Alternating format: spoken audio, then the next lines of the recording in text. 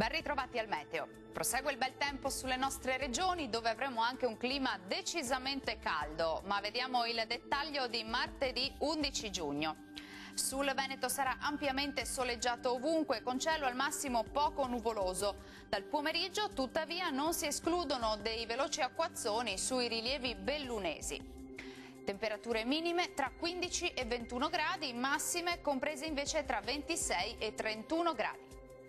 Spostiamoci ora sul Friuli Venezia Giulia, dove sarà soleggiato anche qui su tutti i settori, ma anche in questo caso saranno possibili dei temporali sui monti, specie su quelli dell'Udinese. Temperature minime tra 20 e 23 gradi, quindi dei valori minimi piuttosto elevati, valori massimi invece oscillanti tra 28 e 32 gradi.